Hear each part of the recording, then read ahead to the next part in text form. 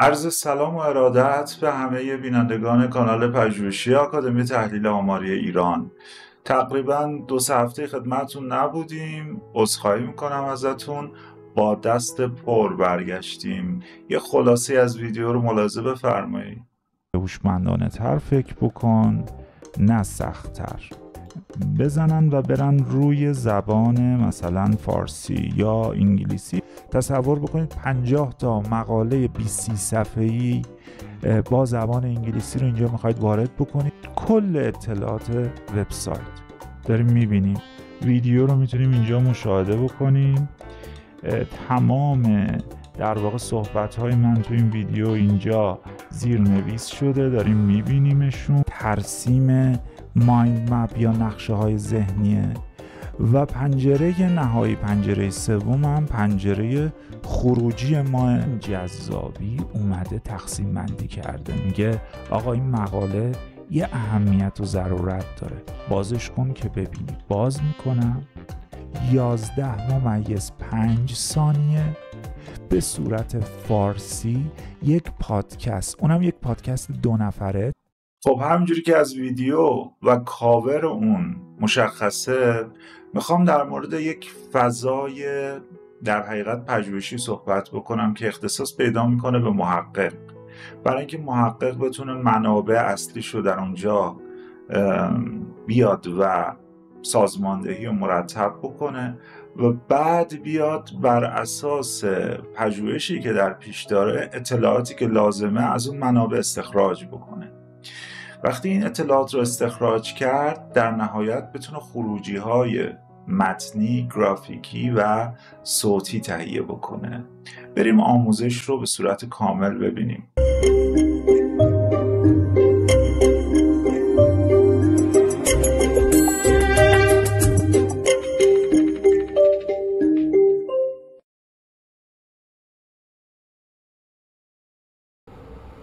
عزیزانم سلام مجدد.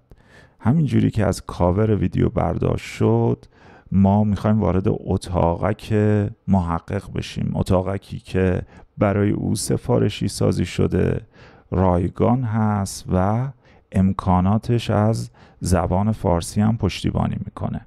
برای این کار در نوار آدرس براوزرتون زحمت میکشید و notebook lm.google رو وارد میکنید، دارید مشاهده میکنید. وقتی وارد کنید، وارد این فضا میشید، شعار شرکت رو میبینید یا این هوش مصنوعی رو که نوشته هوشمندانه تر فکر بکن، نه سخت‌تر. توضیحاتی راجع به این هوش مصنوعی داده. ما بدون فوت وقت روی تب Try Notebook LM این وسط کلیک میکنیم تا وارد فضای هوش مصنوعی اون بشیم. خب اینجا شما یک سری پروژه های از قبل چیده شده رو میبینید که میتونید روشون کلیک بکنید. یه تعداد اطلاعات و منابع داخلشون هست و میتونید اتاقک مخصوص به خودتون برای پژوهش مورد نظرتون رو بسازید.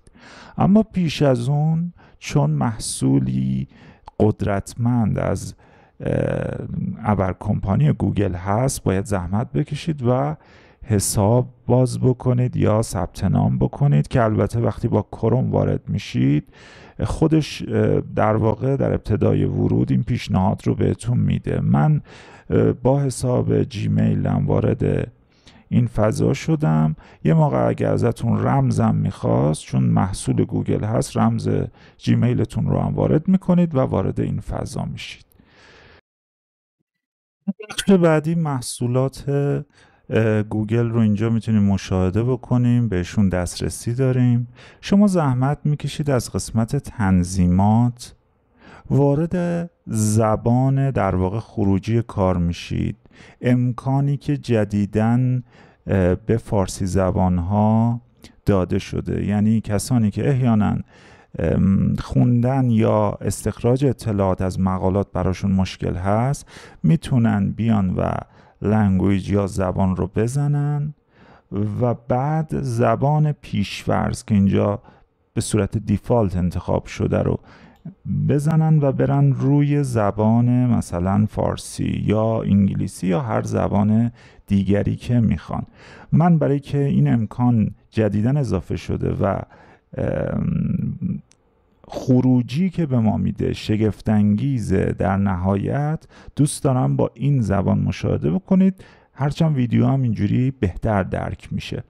بنابراین ذخیره میزنم و زبان فارسی به عنوان پیشفرض من انتخاب میشه.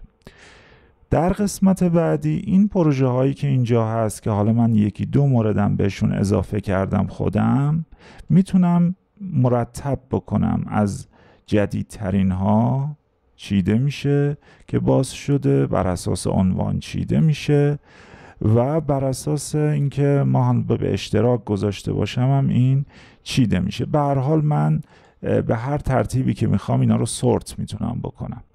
تو قسمت بعد هم نحوه چینش باز این پروژه ها که اینجا نوشته شده در واقع دفتر یادداشت و من توی کاور تعبیر اتاقک محقق رو ازش کردم رو میبینیم.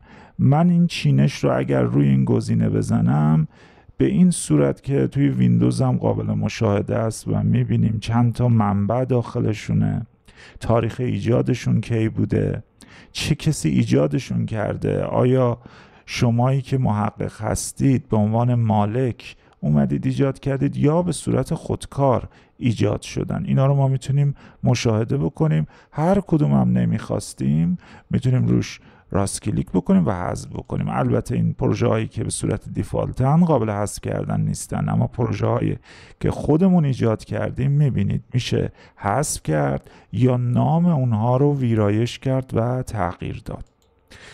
گزینه بعدی هم برمیگردونه اون رو به همین حالت و شکل بصریش اینجوری هستش. ما اولین اتاق خودمون رو ایجاد میکنیم تا وارد فضای اصلی هوش مصنوعی بشیم. من روی ایجاد دفتر یادداشت جدید کلیک میکنم.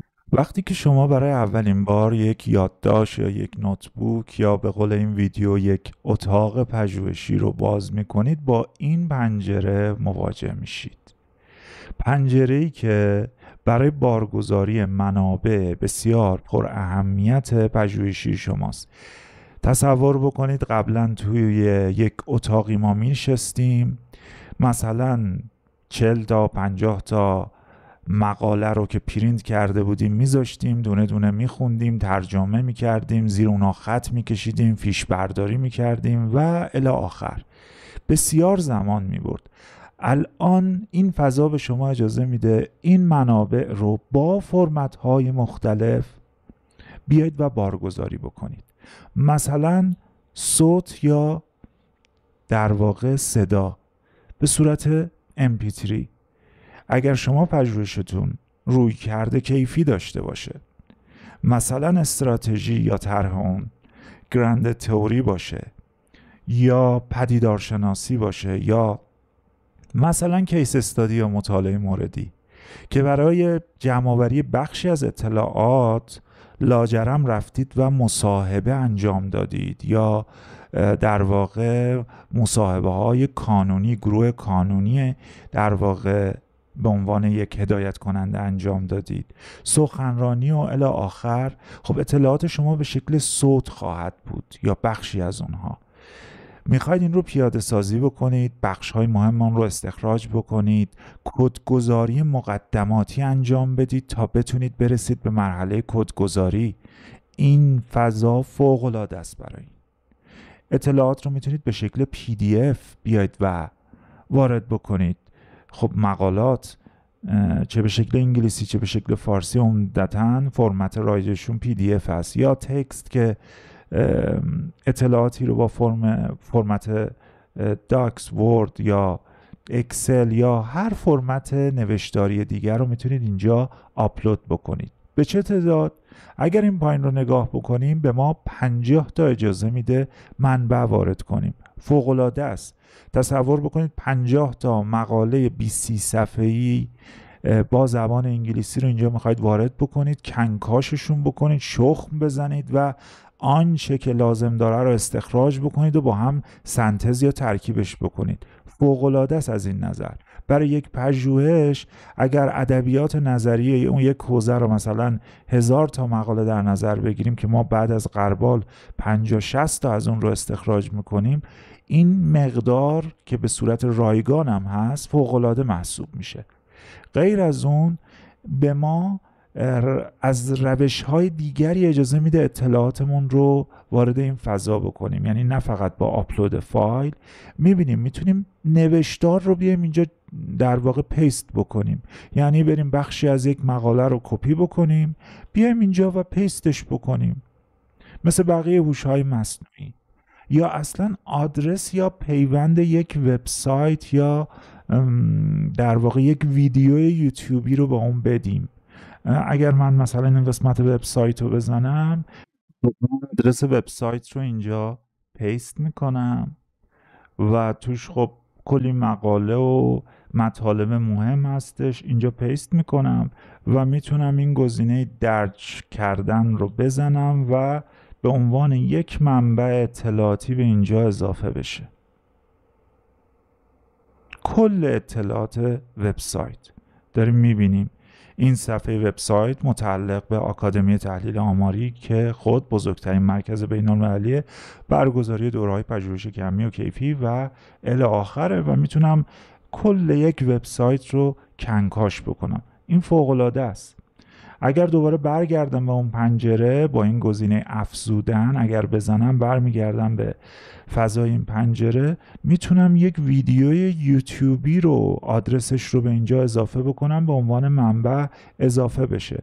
مثلا تصور بکنید یکی از ویدیوهای مهمی که اخیراً ما داشتیم این 26 سوال حیاتی بود که محقق در واقع میاد و از هوش‌های مصنوعی میپرسه.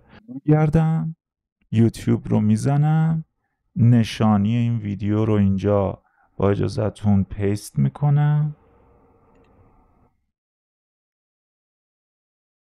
و درج رو میزنم و میبینیم اون ویدیو اینجا اضافه میشه. ویدیویی که هولوش 50-60 دقیقه است، الان داره تحلیلش میکنه، ارزیابیش میکنه و میخواد بگه چه چیزایی داخلشه که بعد ما بتونیم تازه اطلاعات دیگر رو ازش استخراج بکنیم. اجازه بدید من بیام روی این ویدیو نگاه بکنید. ویدیو رو میتونیم اینجا مشاهده بکنیم. تمام در واقع صحبت‌های من تو این ویدیو اینجا زیرنویس شده، داریم میبینیمشون و میتونیم حالا خلاصه کنیم، ازش سوال بپرسیم، امکاناتی که جلوتر خدمتون خواهم گفت. دوباره با اجازهتون من برمیگردم به فضای اصلی بارگذاری منابعمون. میبینیم از گوگل شیت هم یا گوگل درایو هم میتونیم اطلاعاتمون رو وارد بکنیم. یه بخشی هم اینجا وجود داره به اسم کاوش کردن منابع که خودش میگرده منابعی رو به ما پیشنهاد میده که ما به این بخش اضافه بکنیم. البته من پیشنهاد نمی کنم، چون حتما باید برای یک پژوهش ما یک استراتژی سرچ حرفه‌ای داشته باشیم و منابع اطلاعاتیمون رو بر اساس اون استخراج کنیم. اما در نهایت من این کاوش منابع رو میزنم و میام اینجا مینویسم مثلا گفته چه چیزی رو دوست دارید در موردش اطلاعات بیارید. من مینویسم مثلا متا انالیسیس، ارسال رو میزنم و این شروع میکنه با سرچ توی موتور جستجوی گوگل اطلاعاتی رو استخراج میکنه. البته چون من زبان رو تنظیم کردم روی فارسی، اینا رو داره به شکل فارسی میاره. ویکیپدیا داریم میبینیم، مقالات متا آنالیسیس یا هر چیز دیگه ای که راجع به اون هست. من اگر بخوام میتونم این دکمه وارد کردن رو بزنم، این 10 تا منبع اضافه بشه به اینجا که البته برای محققین حرفه‌ای پیشنهاد نمی کنم. بنابراین برمیگردم به صفحه مربوطه و دوباره این گزینه افزودن رو اینجا میزنم تا این پنجره بیاد. عزیزانم اینا صرفاً مثال بود برای بارگذاری که ببینید چقدر ساده میتونیم این کار رو انجام بدیم. اما وقتی میخوایم یک اتاقک پژوهشی داشته باشیم باید به صورت جامع این فضا رو یاد بگیریم و قدم به قدم جلو بریم. بنابراین من سعی میکنم حالا حرفه‌ای عمل کنم. چیکار میکنم؟ در ابتدای کار این پنجره رو میبندم. حتی این فایل هایی که به صورت در واقع مثال وارد کردم رو میبینید میتونم از این منوی همبرگری این گوشه بزنم و بگم شما در واقع حذف بشین. هم امکان تغییر نامشون رو داشتم، هم میتونم این گوشه رو بزنم حذفشون بکنم، یا اگر میخوام نگه دارم به این صورت بذارم بمونه. اما برمیگردم یا آندو میزنم، برمیگردم به صفحه اصلی. اگه نگاه بکنید این الان یه نامی گذاشته روی پروژه یا دفترچه یادداشت من که بر اساس اون منبع اصلی منه، یعنی منبع اولیه‌ای که وارد کردم. این منوی همبرگری که بالای این قرار گرفته رو کلیک میکنم، میتونم حذفش کنم و میتونم عنوانش رو ویرایش کنم. ویرایش عنوان رو میزنم و نام پروژه‌ای که میخوام مقاله بنویسم روش کار کنم اون رو اینجا مینویسم، حالا یا به صورت فارسی یا انگلیسی. من الان میخوام یک مقاله راجع به مرور ادبیات بنویسم، پس میام اینجا و مینویسم پروژه مرور ادبیات، یعنی راجع به خود مرور ادبیات میخوام یه مقاله بنویسم. چیکار میکنم؟ نام این پروژه یا این اتاقک یا این نوتبوک رو ذخیره میکنم و نام عوض میشه. حالا میتونم روش کلیک بکنم و وارد فضا بشم.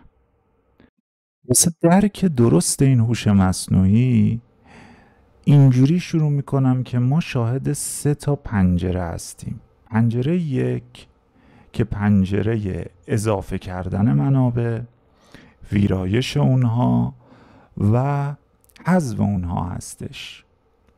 پنجره 2 پنجره سوال پرسیدن از منابع، خلاصه کردن اونها، چت با این منابع، ترسیم مایند مپ یا نقشه های ذهنیه.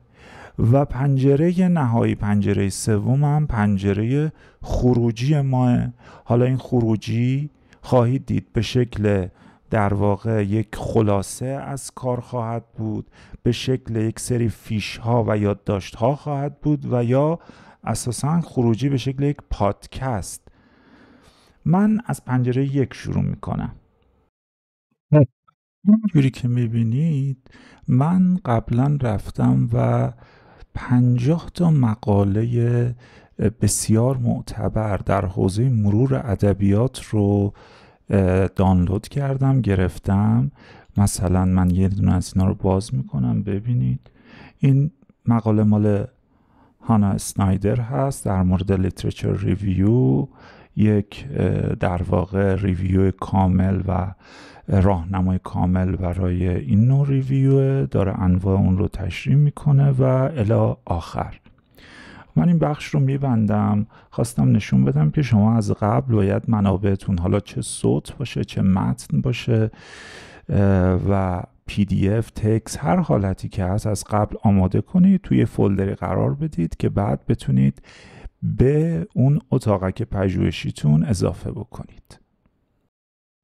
حالا میرم روی اولین پنجره، همونجوری که گفتم پنجره مدیریت منابع افزودن رو میزنم اینجا، بارگذاری منابع رو میزنم، میرم سراغ این مقاله ها.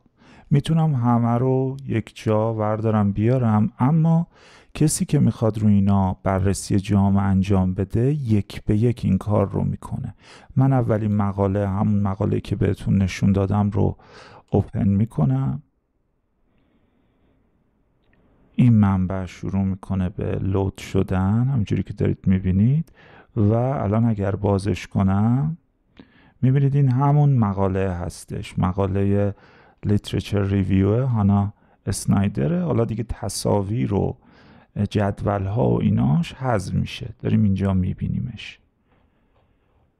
دوباره اگر بخوام برگردم به صفحه، این بستن در واقع اون حالت نمای خود مقاله رو میزنم.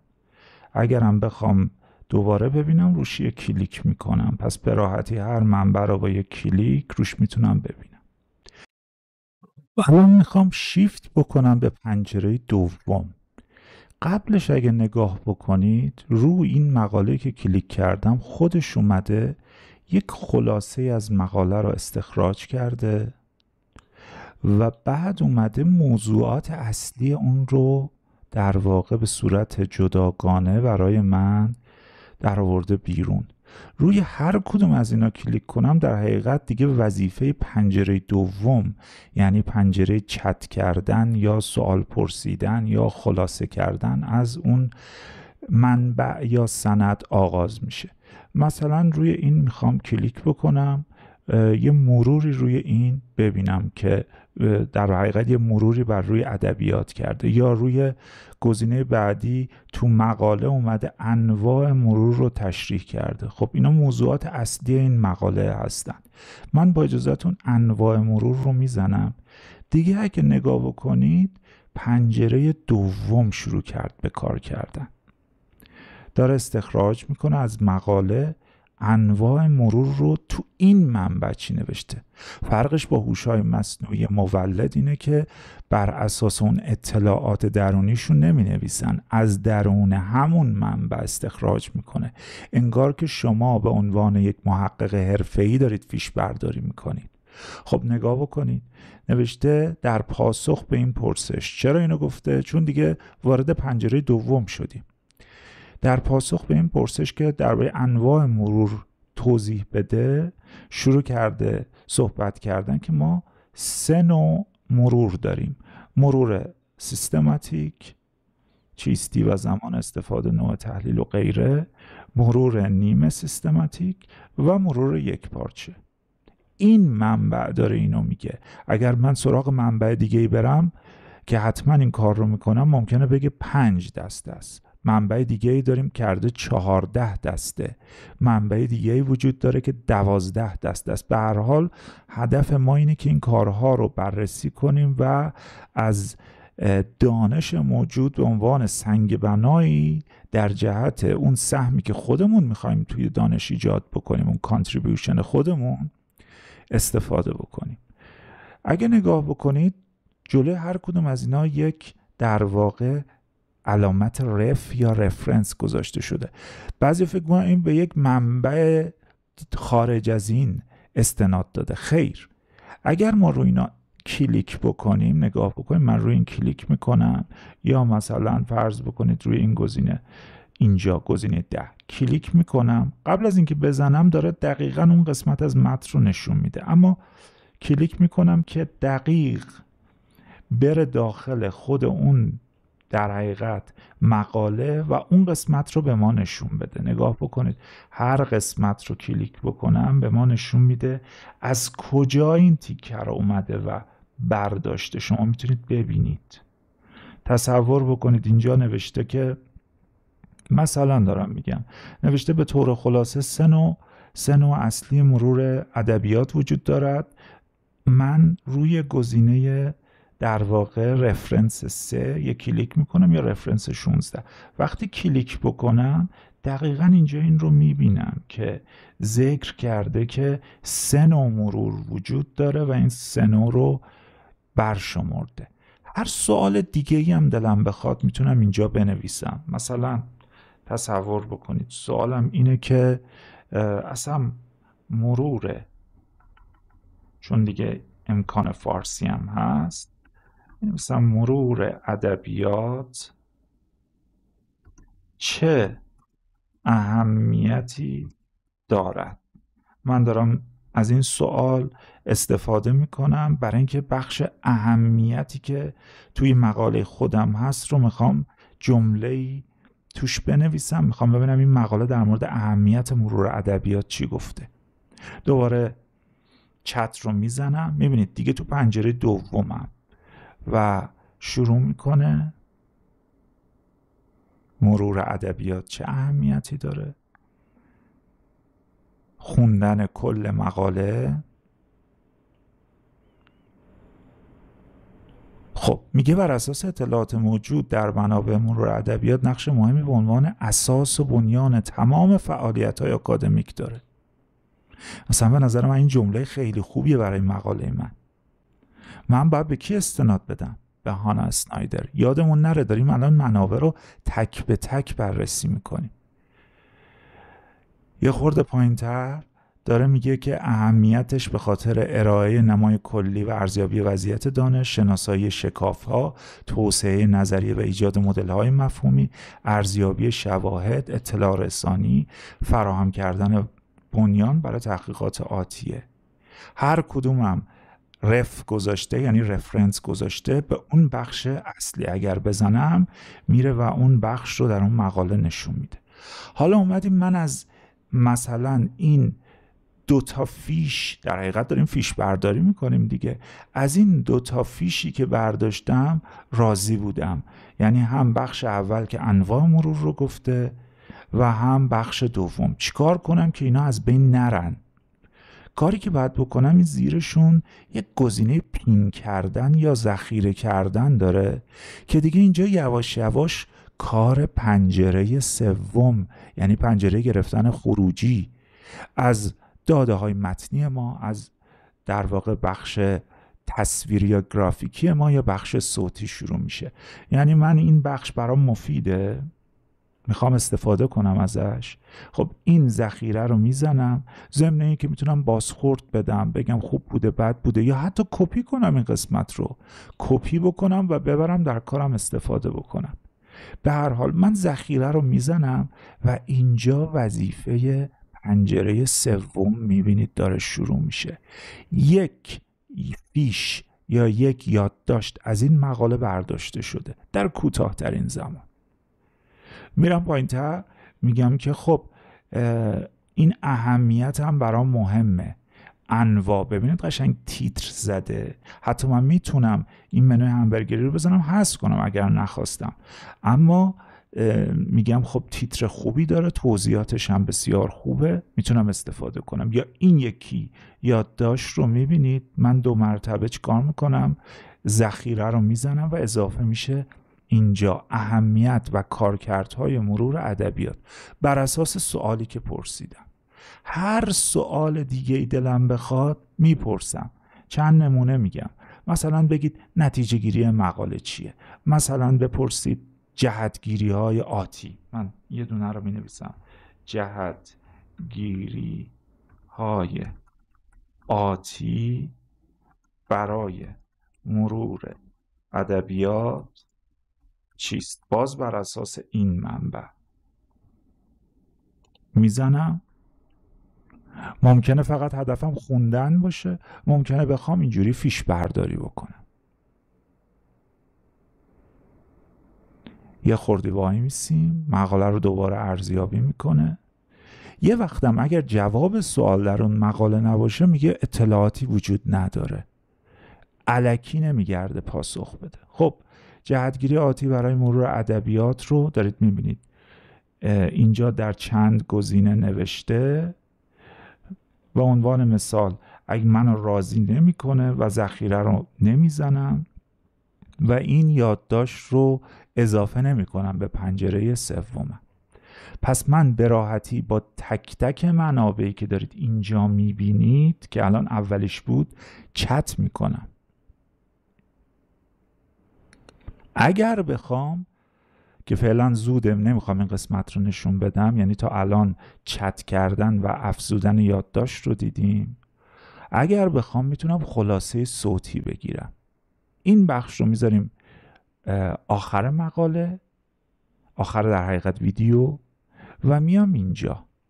این چیه؟ این همون مایند مپ یا ذهن نگاشت هستش یا نقشه ذهنی هستش.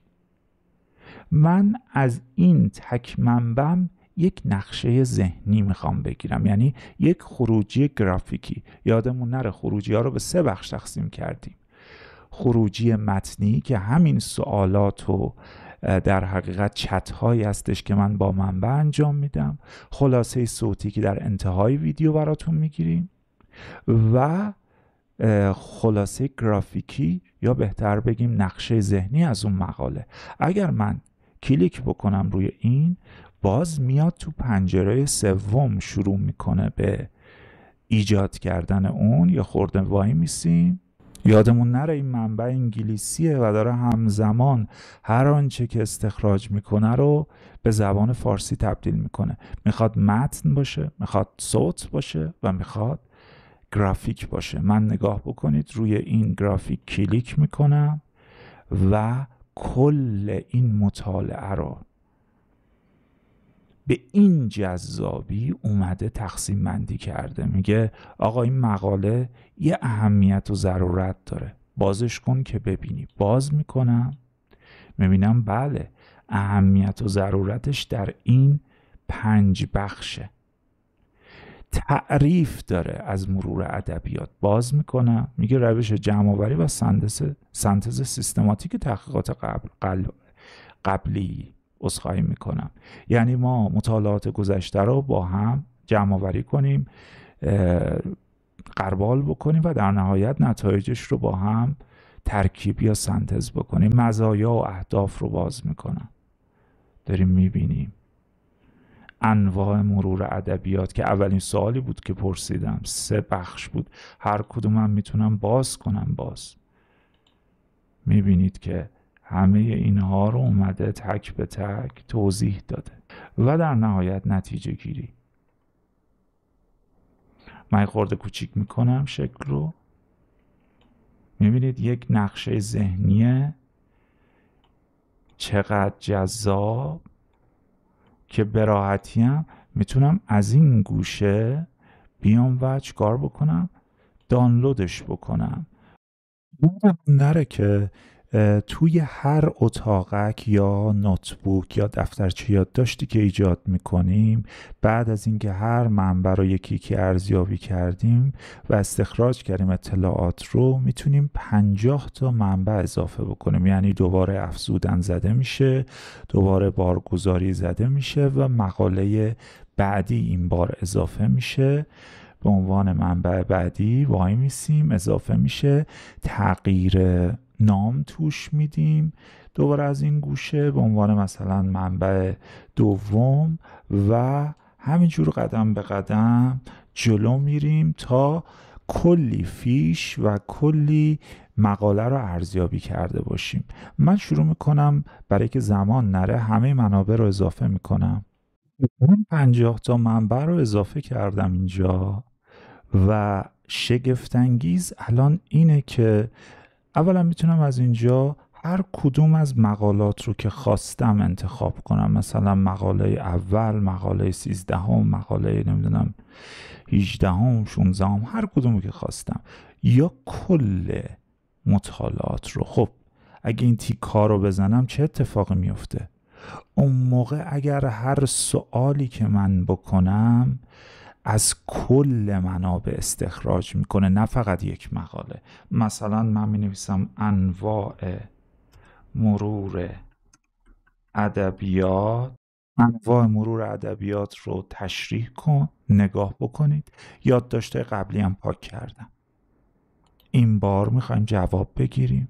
این دفعه فقط مقاله 1 نیست، 50 تا منبع رو با هم بررسی میکنه و برایند تمام در واقع ادبیاتی که موجود در مورد انواع اون رو استخراج میکنه. نگاه بکنید دیگه ننوشته ما 3 نوع در حقیقت مرور ادبیات داریم: مرور ادبیات سیستماتیک و مرور غیر سیستماتیک، انتقادی، طبقه بندی بر اساس تمرکز موضوعی، تحلیل کتاب سنجی، مرور یک پارچه داریم میبینیم و هر کدوم هم منبعش رو میبینیم که زده شماره اون مقاله رو زده. مثلا مقاله شماره 3، مقاله شماره 4 و 5، مقاله شماره 22. انگار که همه اینها رو خونده که واقعا هم به همین صورت هست و یکی یکی استخراج کرده. من میتونم الان ذخیره یادداشت رو بزنم. این بار یادداشتم از یک مقاله نیست، از 50 تا کار هستش. اما یه ویژگی نهایی که دوست دارم همه عزیزان ببینن و ازش حتما استفاده بکنن، چون دیگه بهانه وجود نداره که انگلیسی من متوجه نمیشم، نمیدونم. این بسیار شگفت انگیزه. توی کلاس های در واقع پروپوزال و روش شناسی و غیره هم چون این هوش مصنوعی رو همیشه تدریس کردیم گفتیم. من برمیگردم به پنجره مقالات. نمیخوام حالا 50 تا رو انجام بده که زمان زیادی ببره. تصور بکنید تا این مقاله‌ای که باش آشنا شدیم، مقاله 1 رو تیک میزنم، میام بالا، دیدید که یه ذهن نگاش گرفتم، میتونم از کلشون بگیرم، خلاصه صوتی میتونم از کلشون بگیرم، یاد داشتم که دیدید اینا از کلشون بود در قسمت آخر ویدیو. اما الان میگم یه خلاصه صوتی، یا بهتر بگم یک پادکست از یک یا هر تعداد منبعی یا سندی که خواستم برای من تهیه کن. این خلاصه صوتی رو کلیک میکنم، باز میره سراغ پنجره سوم. اما این بالا، این ویژگی در واقع به صورت کلی در حالت بتا یا آزمایشی قرار گرفته. حالا به مرور هی بهتر و بهتر میشه. نگاه بکنید، 11.5 ثانیه به صورت فارسی یک پادکست، اونم یک پادکست 2 نفره تهیه کرده که من میتونم در واقع خروجی بگیرم ازش یا اینجا شروع بکنیم به گوش دادن. پایان بخش ویدیو یک کمی از این پادکست جذاب رو بشنویم و همه شگفت زده بشیم. سلام به شما. امروز میخوایم بریم سراغ یکی از ستونهای اصلی تحقیق. سلام، بله، مرور ادبیات پژوهش. دقیقاً. شاید به نظر بیاد فقط نمیدونم چند تا مقاله رو خلاصه میکنیم و تمام. آره، این نگاه اولیه است، ولی قراره ببینیم چطور این خودش یه روش تحقیق واقعا قدرتمنده. مخصوصا تو حوزه‌های شلوغی مثل کسب و کار، درسته؟ که کلی مقاله و اطلاعات جدید میاد. دقیقاً، اونجا که دانش خیلی سریع تولید میشه و خیلی هم پراکنده است. منبع اصلیمون هم که گفتید مقاله هانا اسنایدر هست. بله، تو صفحه به صفحه و خط به خط مقاله رو جلو میرن. به عنوان مثال شما میخواید زودتر نتیجه گیری رو بشنوید، میتونید اواخر رو برید نهایت نگاه ارائه کنید. یه دستاورد مشخص و ارزشمنده. چیزی که دانش رو واقعاً یه قدم جلو ببره. کاملا درسته. هدف نهایی اینه که از تکرار حرفای دیگران فراتر بریم و یه دیدگاه، تحلیل یا نتیجه گیری جدید اضافه کنیم. خب قربونتون برم، چیزی نمیمونه جز این که ازتون خواهش بکنم مثل همیشه حمایت بکنید با لایک و کامنت و سابسکرایب و شیر. باعث میشید که دلگرم بشیم انقدر ویدیوها به تأخیر نیفته. سپاسگزارم. تا یه ویدیو دیگه، خدا نگهدار.